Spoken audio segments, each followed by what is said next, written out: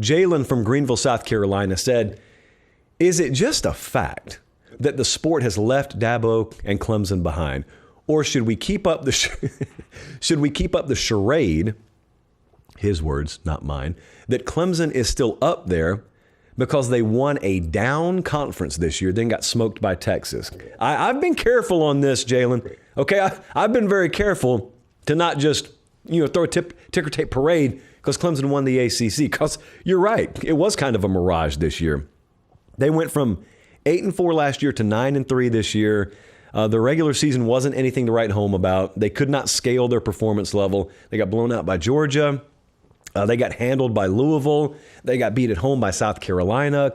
And then they stumbled into Charlotte. They won it. Credit to them for winning it. But that wasn't a great alleviator of concern for me. But it's important to note here, what Jalen said is, has the sport passed Dabo and Clemson by? I don't view it that way. To me, sometimes that is code for there's something fundamental about the sport that you're incapable of doing. There's something the sport requires now that you're incapable of doing. Like if I'm a major league hitter and I get up into my early 40s and I can't time up a big league fastball anymore, the sport has passed me by. Dabo, this is voluntary with him. Like not using the portal, there's no skill in that. You either decide to do it or not. I know they've done it this cycle. I'm just speaking in general terms. That's not the sport passing him by, unless it's voluntary. But there have been two things here. Okay, so let me break them down right quick. Number one's the portal. If the sport's passing him by on that front, it's been voluntary. It's been because he's looked and said, we are capable of doing this. I don't feel like doing it. And if that's passing him by, that's passing him by. But the other part is staffing. This kind of gets overlooked. So Clemson used to be very elite defensively, and they are not anymore, and they were not this year, and that was kind of the dirty secret of the program.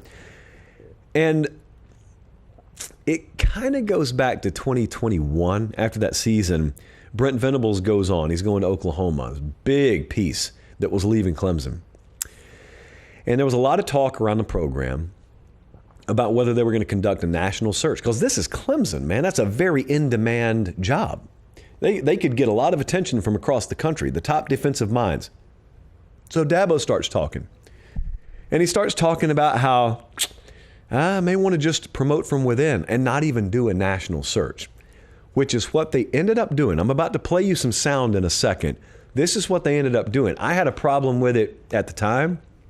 We talked about it on the show at the time. And the reason I'm about to play this for you is because this is from 3 years ago when he was about to promote Wes Goodwin, who had not been a coordinator. He was in-house, promoted him to defensive coordinator. It did not work. 3 years later, they just let him go. But it's indicative of a bigger way of thinking. So 3 years ago, we're talking on the show. It's back at our old studio. If you've never seen it, get ready. Now's the time. This is what I had to say at that point, and the same message still rings true now. Let's roll it. What he, in his mind, has to reason is, does he want to go internal and promote from within, or does he think it's time for new blood? You could look at Wes Goodwin, and he's an off-field analyst for you. You could promote him if you wanted to defensive coordinator. Some people think that's the direction he'll go. But let me tell you what else people think, and I would agree with this. The program's been stale. It is not a program that feels like it's got a lot of fresh water flowing into it. You got to be careful. You got to be careful. Nick Saban's been very good to guard against this. Stagnation is not a good thing for any kind of program, any kind of organization. You need new ideas. You don't need new principles. You don't need new values. Those are mainstays. But new ideas, new approaches, tinkering with doing it this way, or understanding that there's evolution happening out there and we got to stay one step ahead of it or we'll be behind it. How do you weigh that? You got the Clemson way of doing things, sure. You've built your organization so that you can promote from within. But then over on the other side, you're asking yourself, but if we do have that stagnation problem, if we are a little stale, if we're in a bubble here in our own right, and there's a lot going on out there that we're just not aware of, and there's some programs that are getting an edge on us that we're not aware of, well, the only way really maybe to solve that is for me to bring some new blood in here. Oh, we were so young. So this is not about legacy. The one thing I saw in the live chat while we were playing that shot is not about legacy at all. Dabo could never win another game. He'd be the one best of all time. Dabo could never win another game at Clemson, and he would be an instant Hall of Famer, icon, face on like an expanded Rushmore of college football type figure to me.